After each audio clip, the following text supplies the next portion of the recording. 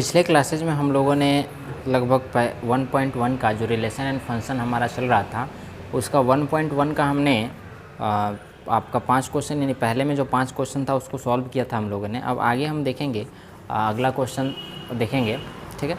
तो इसमें अगला क्वेश्चन आपका दूसरा नंबर क्वेश्चन कर रहा है कि सिद्ध कीजिए कि वास्तविक संख्याओं के समुच्चय R में R बराबर R जो है एक ऐसा संबंध है, R जो है वह कुछ इस प्रकार का संबंध है कि आपका AB सच डैट A जो है वह छोटा है और बराबर है किसके, B स्क्वायर के, ठीक है। ऐसे संबंध एक दिया हुआ है और हमें बताना है कि द्वारा परिभाषित संबंध न तो स्वतुल्य है, न सममित है और ना ही संक्रामक। हमें यह सिद्ध करना है, ठीक है, कि ये जो संबंध इस रूप में जो परिभाषित संबंध R है वह ना तो स्वतुल्य है, ना ही सममित है और ना ही यह संक्रामक है, ठीक है। तो हमारे पास आपका ये कौन सा समुच्चय क्या दे रखा है, तो समुच्चय हमारे पास R यानी कि वास्तविक संख्याओं का समुच्चय है, ठीक है, रेशनल नंबर्स हैं। तो वास्तविक संख्याओं के समुच्चय में हम कोई संख्या ले सकते हैं। वास्तविक संख्याओं के समुच्चय में क्या क्या आता है, तो परिमेय संख्या आती है और अपरिमेय संख्या आती है, ठीक है। तो परिमेय संख्या के रूप में हमने ले लिया, मान के चलिए 0 हो गया, 1 हो गया, 2 हो गया, 3 हो गया, ठीक है। अपरिमेय संख्याओं और भी इसमें बट्टा में ले सकते हैं हम, मान के चलिए 3/4 ले लिए, 5/6 ले लिए, ठीक है। उसके बाद हमने क्या ले लिया, कुछ अपरिमेय संख्याएँ ले ली, जैसे √2 हो गया, √3 हो गया, ये सब अपरिमेय संख्याएँ होंगी, ठीक है ना। ये आपका कुछ संख्या हमने ले लिया समुच्चय में, ठीक। अब हमें यह बताना है कि ये जो संबंध है, इस रूप में जो संबंध परिभाषित है वह क्या है, यह ना तो सममित है, ना ही स्वतुल्य है और ना ही संक्रामक है, ठीक है। तो एक एक करके हम देखेंगे। स्वतुल्य होने के लिए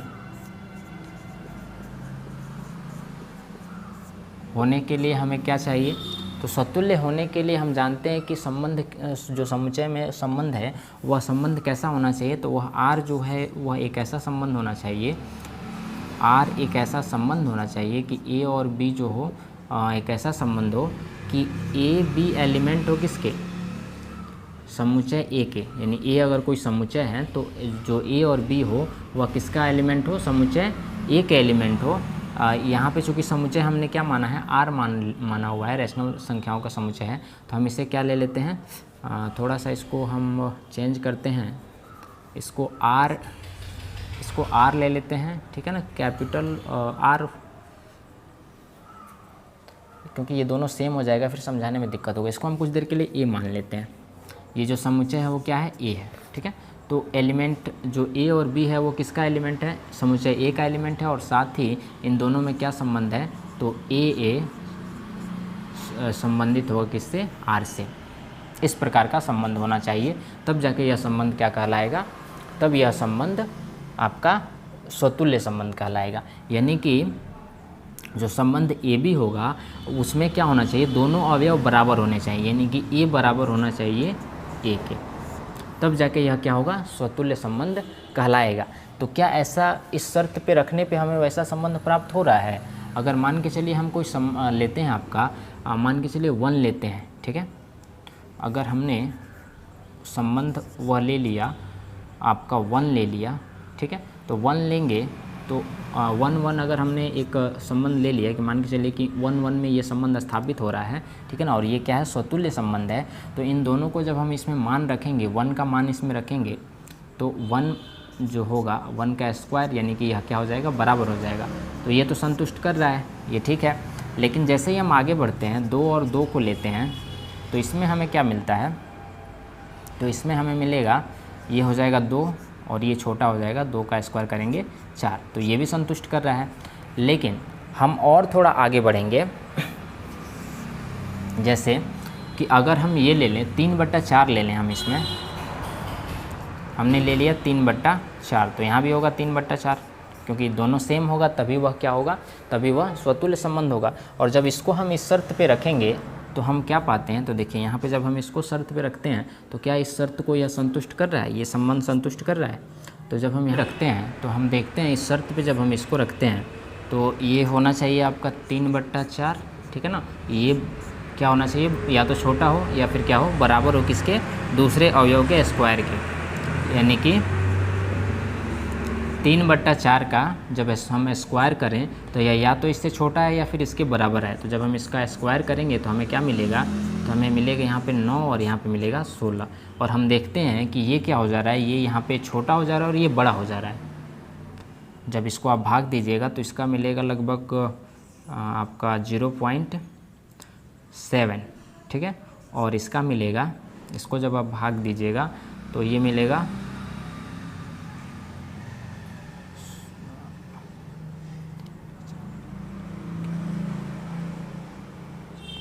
इसका लगभग मिलेगा, इसका मिलेगा 0.5। और ये क्या है, ये बड़ा, ये छोटा हो जा रहा है और ये बड़ा हो जा रहा है। तो यहाँ पे ये संबंध संतुष्ट नहीं कर रहा है, ये शर्त ये संतुष्ट नहीं कर रहा है। तो हम देख रहे हैं कि यहाँ तो ये संतुष्ट कर रहा है, लेकिन यहाँ पे यह संतुष्ट नहीं कर रहा है, इसलिए यह क्या है, ना तो यह स्वतुल्य नहीं है, ठीक है। तो हम इसमें अगर थोड़ा सा हम ऐसे बना के भी लिख सकते हैं, नहीं तो यहाँ पे लाइन लिख सकते हैं एक ठो कि 3/4 3 और 3/4 अवयव ए छोटा बड़ा है बी स्क्वायर के शर्त को संतुष्ट नहीं कर रहा है, संतुष्ट नहीं कर रहा है, अतः यह स्वतुल्य संबंध नहीं है, अतः यह स्वतुल्य संबंध, अतः यह स्वतुल्य संबंध नहीं है, ठीक है ना। ऐसा हम लिख देंगे। या फिर हम यहाँ ये भी लिख सकते हैं कि अवयव, ये जो अवयव है वह रिलेशन, वह संबंध ए छोटा या बराबर होगा बी स्क्वायर को संतुष्ट नहीं कर रहा है, शर्त हम हटा देंगे, को संतुष्ट नहीं कर रहा है, इसलिए यह क्या है, स्वतुल्य संबंध नहीं है। ऐसा भी हम लिख सकते थे, ठीक है। तो ये हमने सिद्ध बना दिया, देख लिया कि यहाँ पे ये तो संतुष्ट कर रहा है लेकिन यहाँ पे संतुष्ट नहीं कर रहा है, इसलिए यह क्या, स्वतुल्य संबंध नहीं है। तो ये हमारा सिद्ध हो गया। अब आगे हमें और भी बताना है कि यह सममित नहीं है, ये भी सिद्ध करना है, ठीक है। तो चलिए देखते हैं आगे। तो सममित होने के लिए क्या होना चाहिए, तो सममित होने के लिए क्या शर्त होना चाहिए, तो रिलेशन कुछ इस तरह होना चाहिए कि ए बी जो रिलेशन है वो सच डेट इस तरह हो कि ए बी एलिमेंट हो किसके, ए के, तथा ए बी अगर एलिमेंट संबंध बना रहा है तो उसी प्रकार बी से ए का भी संबंध होना चाहिए। अगर ऐसा है तब यह क्या है, सममित संबंध है। तो हम अब इस पे देख लेते हैं, इसमें मान रखकर हम चेक कर लेते हैं कि क्या यह संभव हो पा रहा है। तो सममित संबंध के लिए मान के चलिए हमने लिया 1 2 ले लिया, ठीक है। तो क्या होना चाहिए, 2 1 भी होना चाहिए, ठीक है। तो 1 2 जब हम लेते हैं तो 2 1 भी होना चाहिए और इस शर्त को संतुष्ट करना चाहिए, ठीक है। तो 1 का जब हम स्क्वायर करेंगे, 1 हम लेते हैं तो ये क्या है, छोटा और बराबर होना चाहिए किसके, बी स्क्वायर के, यानी कि 2 का स्क्वायर का। तो ये तो सही है क्योंकि यह छोटा है किसके, 4 के, तो ये तो संतुष्ट कर रहा है। लेकिन जब हम यहाँ पे आते हैं तो यहाँ हम क्या देख रहे हैं, तो यहाँ देख रहे हैं कि 2 जो है, 2 का जब हम अवयव 2 यहाँ पे है और b का जब हम स्क्वायर करते हैं तो हमें क्या मिलता है, तो हमें मिलता है 2 जो है वह ना तो छोटा है और ना ही बराबर है किसके, 1 के, इसलिए यहाँ पे यह संतुष्ट नहीं कर रहा है। तो जब यहाँ पे यह संतुष्ट नहीं कर रहा है तो यह क्या हो जाएगा, यह यहाँ पे हमारा सममित संबंध नहीं होगा। तो फिर से हमको वही बात लिखना होगा कि यह सममित या फिर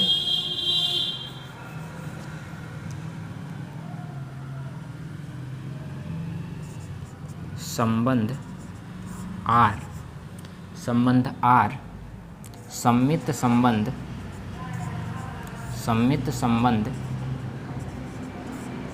नहीं है, क्योंकि जो 2 और 1 है वह क्या है, एलिमेंट नहीं है किसके, R के, क्योंकि यह R से रिलेशन बना ही नहीं रहा है, यह R में जा ही नहीं रहा है। जो आर समुच्चय है, संबंध का जो समुच्चय बन रहा है उसमें 2 और 1 नहीं आ रहा है, ठीक है ना। इसलिए यह क्या है, हमारा सममित संबंध भी नहीं है, ठीक है ना, क्योंकि यहाँ पे हम देख रहे हैं संतुष्ट नहीं कर रहा है, तो यह क्या है, सममित संबंध भी नहीं है, ठीक है। आगे हमको सिद्ध करना है क्या यह संक्रामक है। तो संक्रामक के लिए हम क्या करेंगे, यहाँ पे देखते हैं।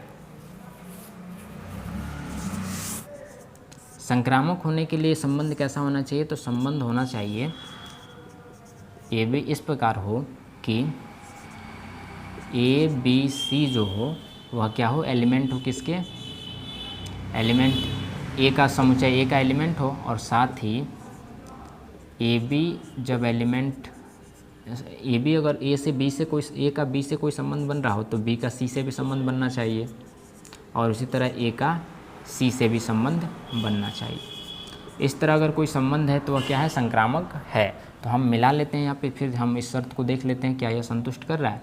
तो ए बी हम कोई लेते हैं, मान के चलिए हमने लिया 0 और 1 ले लिया, ठीक है। फिर हमने जब 0 1 लिया तो हमें क्या लेना होगा, 1 और 2 लेना होगा, ठीक। फिर हमने ले लिया यहाँ पे, फिर अब हमको क्या लेना होगा, तो हमें 0 और 2 लेना होगा, ठीक है। तो यहाँ पे हम ये देखते हैं कि जब हम इसका स्क्वायर यानी कि 0 जो है वो क्या है, छोटा होगा किसके, 1 का स्क्वायर से, तो ये तो सही है। फिर यहाँ पे हम देखते हैं 1 जो छोटा होगा किसके, 2 के स्क्वायर के, ये भी ठीक है। और यहाँ देखते हैं हम कि 0 जो है छोटा होगा किसके, 2 के स्क्वायर का, ये भी ठीक है, ठीक है। तो ये तो संतुष्ट कर रहा है। लेकिन जैसे ही हम आगे बढ़ेंगे, मान के चलिए हम कोई दूसरा अवयव लेते हैं, यहाँ लेते हैं हम दूसरा अवयव, कोई दूसरा अवयव लेते हैं, जैसे कि मान के चलिए हमने लिया 1 और 2 लिया हमने, ठीक है। 1 और 2 लिया, फिर हम क्या लेते हैं, 2 और फिर 0 लेते हैं, ठीक है। और फिर उसके बाद हम क्या लेते हैं, तो हम लेते हैं यहाँ पे आपका 1 और 0, ठीक, ये हम ले रहे हैं। तो यहाँ पे हम देख रहे हैं कि ये तो संतुष्ट कर रहा है, क्योंकि 1 जो है वह छोटा होगा किसके, 2 के स्क्वायर का, सही है। और यहाँ पे जब हम 2 जो है क्या 0 के स्क्वायर के छोटा होगा, 0 के स्क्वायर से छोटा होगा, नहीं होगा। तो यहीं पे यह गलत हो जा रहा है, यहाँ पे यह संतुष्ट नहीं कर रहा है, ठीक है। इसलिए यह क्या होगा, यह संक्रामक संबंध भी नहीं होगा। ज़रूरी नहीं है कि हम क्या लें, सीक्वेंस में ही आपका एलिमेंट लें, सीक्वेंस में ही सदस्य लें, अवयव लें, ठीक है ना। हम इधर उधर से भी अवयव ले सकते हैं, मैंने पिछले वीडियो में भी आपको बताया हुआ है, ठीक है ना। क्योंकि हमको ये सिद्ध करना है कि यह संभव है या नहीं है, और नहीं है तो फिर कैसे नहीं है। अगर संक्रामक संबंध नहीं है तो वह कैसे नहीं है, ठीक है ना। तो हम यहाँ पे इन अवयवों के साथ हम दिखा रहे हैं कि यह क्या है, संक्रामक संबंध नहीं है, ठीक है। तो हम यहाँ पे लिखेंगे, फिर वही लाइन हमको लिखना है कि संबंध R जो है वह क्या है, संक्रामक संबंध नहीं है। क्यों नहीं है, क्योंकि 2 और 0 क्या है, समुच्चय R का एलिमेंट नहीं है। जैसे पीछे आपने लिखा था कि क्या लिखेगा कि यह संक्रामक संबंध नहीं है, क्योंकि क्यों नहीं है, तो क्योंकि 2 और 0 जो है वो क्या है, एलिमेंट नहीं है किसका, R का, यानी R संबंध 2 और 0 में कोई संबंध नहीं बन रहा है, यानी कि संबंध जो R है उसका सदस्य 2 और 0 नहीं है, ठीक है ना। इसलिए यह क्या है, संक्रामक संबंध नहीं है।